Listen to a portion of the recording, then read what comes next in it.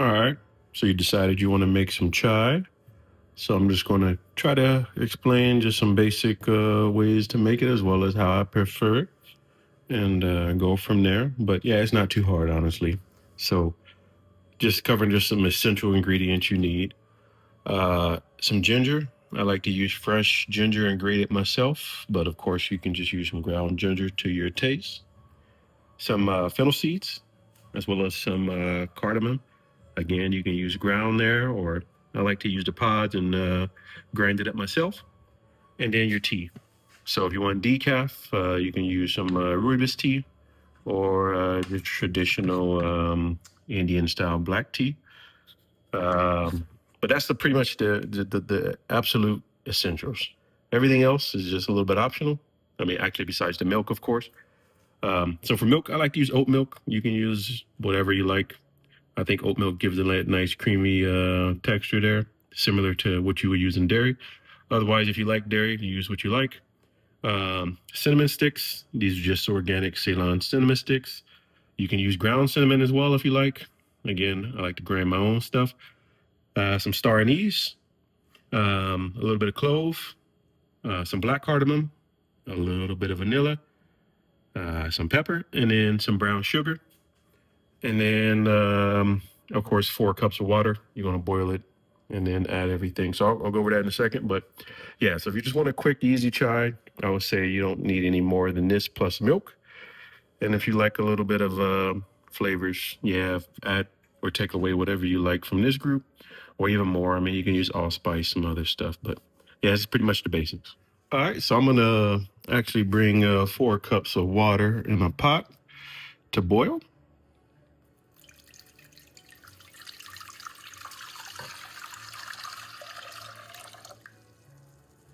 All right. And while that's boiling, I'm just going to start grating some ginger into it.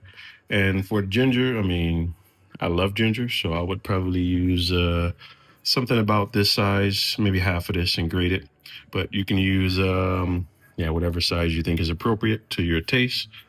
And then once you grate your ginger, let it boil for a little bit. And then you're going to work on your spices. So let me start grating some ginger, and then we'll go on to the rest of the spices. All right, so I'm just gonna grate this ginger in there, a piece of peeled ginger. And I probably won't use all of this, but again, use it as much as you like. And you're just gonna grate it in there.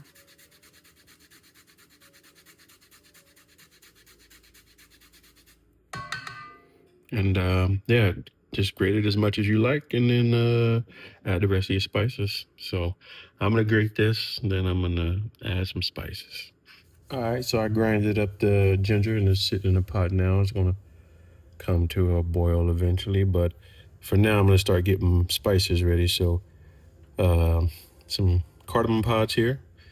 I mean, you can use, I would say 4 to 5, maybe, depending on how much you like, but I like to just pop them open. And then you'll see a little bit, yeah, the seeds there, and just dump them in there. So do that for each one of these. And no, you don't need to be ridiculous and grind it in a mortar and pestle like I do. I just like to have fun. So if you want to use ground spices or a spice grinder, do whatever you like. But so yeah, you got the cardamom. I'm gonna do the rest of those, and then some fennel seeds.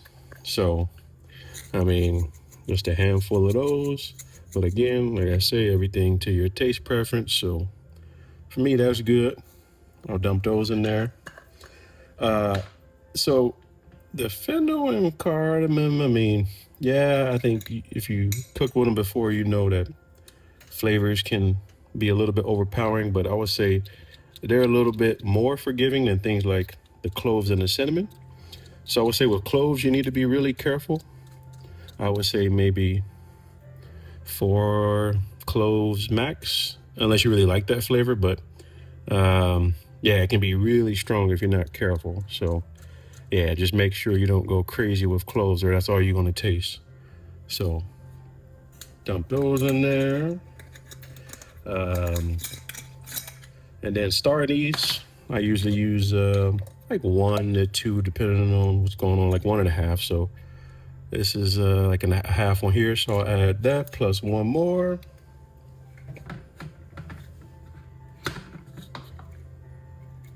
That's a good one there. And then for the black cardamom, you don't really need to use it. It has more like a smoky flavor, which I kind of like. So, I mean, you can get the small pods or the big pods like I have here. And yeah, basically crack it open. And I wouldn't go too crazy on this, but you'll see it's quite a lot. But I'll do maybe half of this. Again, this is just how I like it. You don't even have to use this if you don't want. But just take a few of those off. Dump them in there. And just for reference, I am not a chef. I do not care about the food comments, things like that. I just like making chai because I enjoy it. So critique what you like. Just know that I do not care. Some pepper. You can use a black pepper or just something. I use a little bit of this. That's a little bit too much, but like that's enough for what I like. And then the cinnamon. No, you don't need to use a whole cinnamon stick like I have here. You can just grind up some cinnamon, but again, it's all what you like. I like a cinnamon flavor, so I use about 1.5 sticks.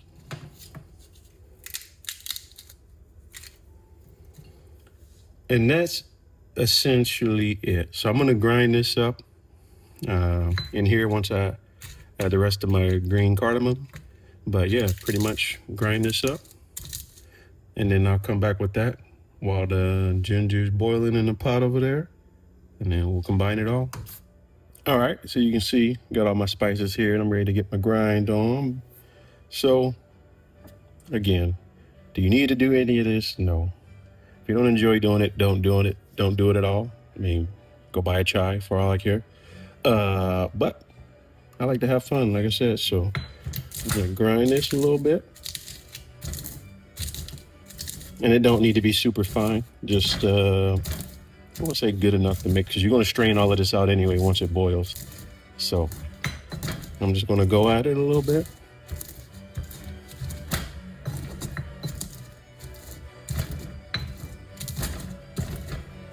And I can tell you can already smell this when you're grinding it. It smells quite nice. And at least what I learned from making chai by the person who taught me how to make this is you judge by the smell of it. You can smell it as it cooks in different phases, and you kind of know when to do what's next, which we'll get into. So again, the ginger is boiling a little bit, so I'll add this next. In order, just the order of making chai is you do the ginger first because if you're using milk especially, you don't want to mix the milk and the ginger together because the ginger can cause the milk to curdle a little bit. And then, yeah, so when you do the ginger while it boils, then you add this, your spices, and then the tea last because you don't want to steep your tea for too long. So I'm going to throw this in the pot, let this boil with the ginger for a couple minutes. And if you say how much time, probably 3 to 5 minutes, maybe longer. You can kind of smell it as it's cooking and developing to what you like. So I'm gonna throw this in there, let it boil, and then I'll come back and then add my tea. All right, so ginger's in the pot boiling, and I'm gonna just dump in everything and just grind it. I'll try to do this while I still record. All right, and I'm just gonna give that a quick stir, and just to stir it up and let it sit for a little bit. And then I'll cover it for a couple minutes, let it boil. And then I'll say after about 3 minutes or so, come back and add the tea. All right, so it's been boiling for a couple minutes here. I'm ready to add my tea. So as far as how much tea to use, the rule of thumb is usually 1 teaspoon per cup of water. So if I have 4 cups of water, 4 teaspoons of tea. But yeah, again, play around with that as you like. But yeah, so usually that's a good rule of thumb. So I'm gonna add the tea, and since I'm making a decaf recipe, I'm just using a rooibos tea. So I'll give that a stir and let that boil for a few minutes. I think the thing that anybody who's ever made chai will tell you is you got to keep an eye on it because it will boil over if you're not paying attention, especially after you add milk. So yeah, just give it a stir, keep an eye on it. And what I like to do is add a little bit of brown sugar in a couple minutes here soon. But if you don't like sweetened chai, you don't have to add that. You can just let this boil for a couple minutes, then add your milk, and you're pretty much done at that point. So, so yeah, I'm gonna add some sugar now, and then for the sugar, I'm just using some organic brown sugar here, but you can use whatever sugar you like. And I'll just add like maybe a couple of tablespoons here, but you use as much or a little as you like according to your taste. And yeah, go from there. So just going to couple spoons here.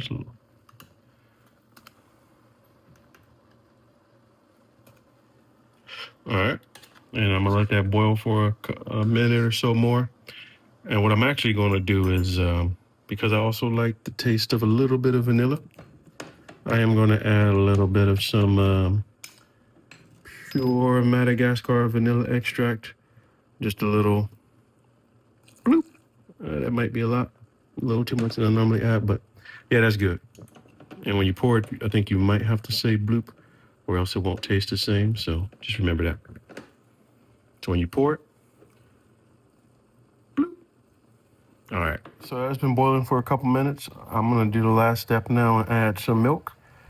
And for milk, so there's two ways to make it. Some people go with a 1-to-1 ratio if you like a little bit thicker and creamier. So if you do 4 cups of water, 4 cups of milk, I usually do somewhere between that and a 2-to-1 ratio. So 2 cups of water for every 1 cup of milk. And then, but again, I don't really measure it. I kind of look, the color will tell you a lot in the smell. So yeah, it really is just about your taste and your preference. So I'm going to start pouring some milk in here.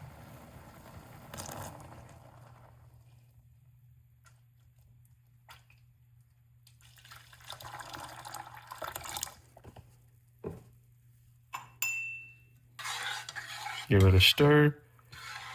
And that color, I mean, because I'm using rooibos and not the normal black tea I will use, the color might be slightly different, but again, you can tell a lot just by the smell of it. So now that I poured that in there, I'm gonna let it boil.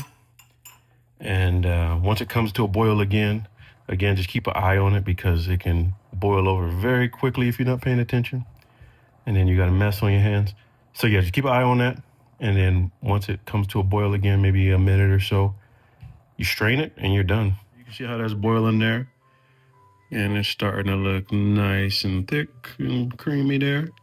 And just be mindful to stir it so it doesn't boil over. So do this for a couple minutes.